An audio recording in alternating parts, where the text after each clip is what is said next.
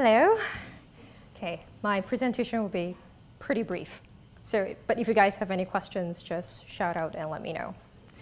Hi, I'm Sherry. As previously introduced, I'm the year 1 and 2 academic advisor. My little interesting story just now hopefully gave you some insight with the student population that we have and some of the really cool things that even year 1 or 2 students are involved in right off the bat. Can't really introduce the program without introducing our lovely team. I think I'm a familiar face among the advisor group here, but when you walk into our office in BA on the 2nd floor, the first face that you're going to see is actually this lovely face here, Siobhan, a super friendly person. She was introduced during our orientation as the friendliest person that you're going to meet, which is probably very true. And if we're going clockwise, we have our curriculum officer, Scott. Next to him is Christina. Unfortunately, she wasn't able to be here. Yours truly. And next after that is Brendan. He is my partner in crime. He takes care of the years 3 and 4 students. And next is our chair, Professor Deepa Kunder, who is actually under the Department of ECE. Our director, Stephanie. Lisa Romke, she is an instructor for our division. She teaches ESE 203, which is about critical thinking and ethics in engineering. Finally, next is Professor Jason Foster. You might have seen him around. He is the infamous professor for Praxis 1 and 2. Next is our associate chair, years 1 and 2, Professor Dawn Kilkenny. She belongs under the IBBME. And she is the associate chair for year 1 and 2 students. Next is Coleman Fang. He is also under the Department of ECE. We take a lot of bright minds from ECE. And he is the associate chair for years 3 and 4. So this entire circle of staff members and faculty members supports our engineering science students.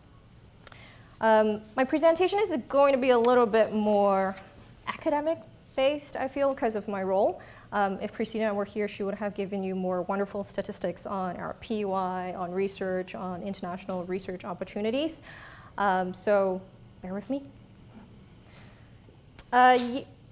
Engineering science. What is engineering science as compared to the other engineering programs is it follows a rather unique 2+2 kind of curriculum. 2+2, 2 years of foundational courses.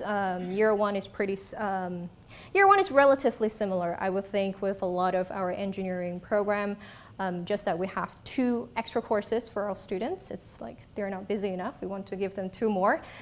They take both Python and C in first year, so 2 programming courses, and they take an extra linear algebra course in the fall term. Second year kind of follows that vein of diverse range of background that they should be having. Year 2 fall is very classic. Professor standing in the front, let's teach you all my knowledge and then test you on it. Winter term is where students even take a biology course, statistics course. We hear a lot from students that they come into engineering so that they can avoid biology, but lo and behold, in year 2 winter, they get to take a biology course. Kind of the highlight of year 2 is year 2 winter engineering design, that first course there. We call it a robo course, and it's the course that is going to take their blood, sweat, and tears, quite literally sometimes, when they're soldering. It's a group of 3 to 4 students, depending on the size of year 2 that we have. In a group of 3 to 4, they're going to design an autonomous moving robot by the end of April. So it's a problem that the professor has set the class out to do. Last year, it was sorting out designing a robot that's going to sort cans, batteries, bottles. So, yeah, although on the course schedule, it says that students have 6 hours of lab plus a 5-hour optional lab every week. I'm pretty sure students spend way more than that every week in order to complete the project. But when the robot actually does move, even for an inch, you can hear the scream and the cheers in the whole lab room. So it's pretty awesome to be there. So 2 years of foundation, followed by 2 years of Okay, not a good color to use. They can choose one of the 8 majors or options, we call it, that they can choose. Aerospace, anything and everything to do with aircraft engineering, airspace. One of the really cool projects they're going to do at the end of year 4 is they get to build a plane in a team, and they get to fly it across the Utah's soccer field, if anyone has been up there. And they get tested on how many ping pong balls that they can carry across a length of distance, followed by whether or not the aircraft can carry however number of tennis balls that across a certain distance. And a lot of, if you come to the division office, you will see 2 planes that we have hung in the front desk, and those are the 2 pretty survivors that we have. The idea is actually to crash it, so that you're testing how much weight the aircraft can actually carry over the distance.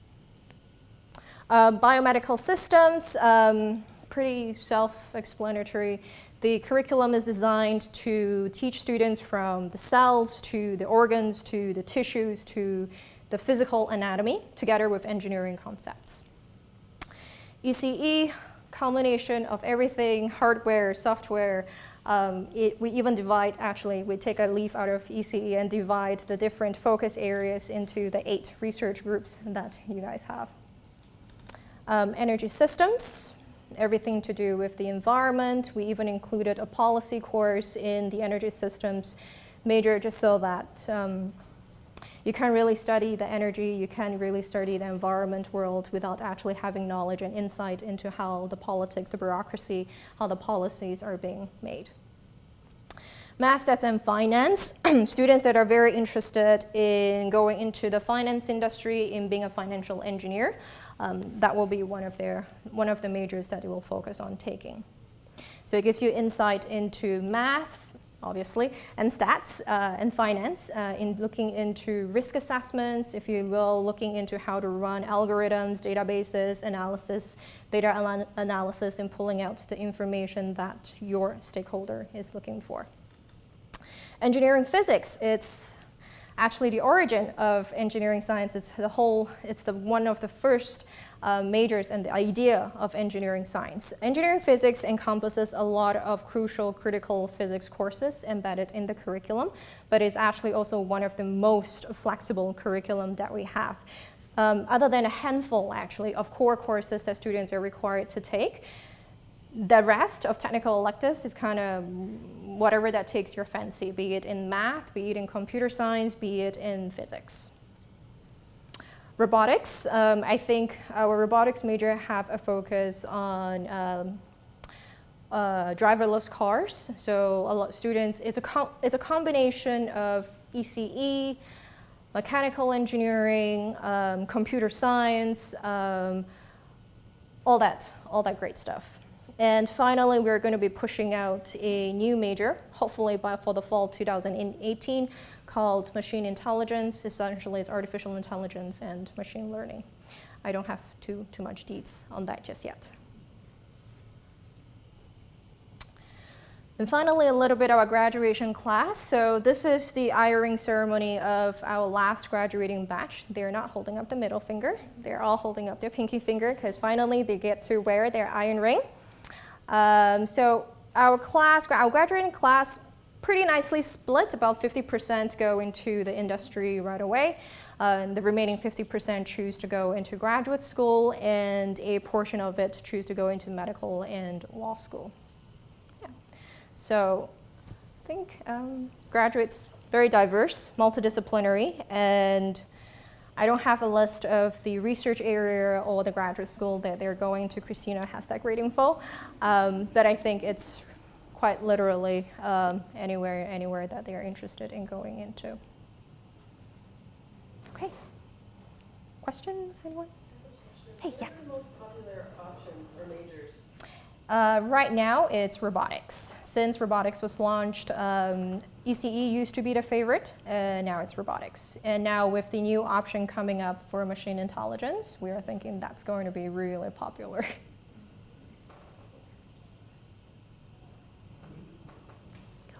Okay, thank you.